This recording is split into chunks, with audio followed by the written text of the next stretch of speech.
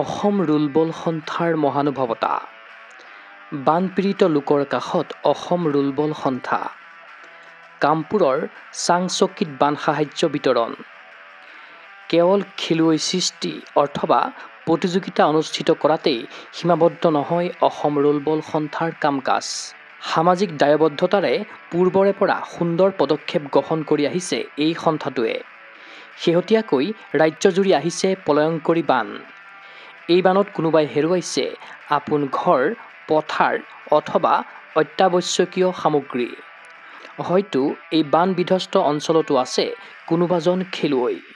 ৰাজ্যৰ এই বিপদৰ সময়ত বানপীড়িত লোকৰ প্ৰতি সহায়ৰ হাত আগবঢ়ালে ৰাজ্যৰ এটা অগ্ৰণী ক্ৰীড়া সংস্থা অসম ৰুলবল সন্থাই।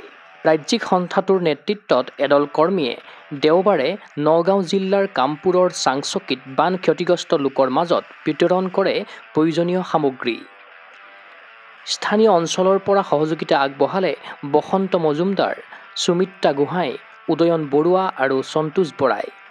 অসম ৰুলবল সন্থাৰ বিষয়ববীয়া সুমন ডেকা, দুলাল গোহাঁই, চম্পক বৈশ্যৰ নেতৃত্বত যোৱা বান সাহায্যকাৰী দলৰ সৈতে সম্পূৰ্ণ সহযোগিতা কৰে অসম ৰোলাৰ স্কেটিং সন্থাৰ সম্পাদক অনুপম শৰ্মা, মানৱ বি মেধি আৰু দীপজ্যোতি নাথে। ৰুলবলৰ অনুশীলনৰ মাজতে শনিবাৰৰ সন্ধিয়া দেখা গ'ল দিছপুৰৰ ৰুদ্ৰসিংহ ৰুলবল গ্ৰাউণ্ডৰ কেম্পাছত এই দৃশ্য। বান সাহায্য বিতৰণ কৰিবলৈ যোৱাৰ আগদিনা এনেদৰে অসম ৰুলবল সন্থাৰ বিষয়ববীয়াসকলক সহযোগ কৰিছে ৰুলবল খেলুৱৈসকলে।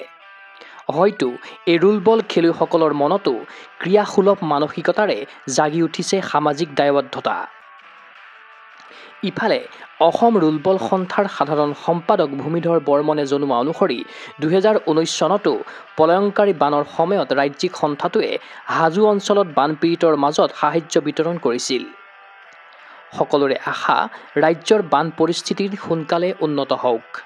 অসম ৰুলবল সন্থাৰ দৰে ৰাজ্যৰ বাকী ক্ৰীড়া সংস্থাসমূহো এই বিপদৰ সময়ত বানপীড়িতৰ বাবে হওক সাৰথি।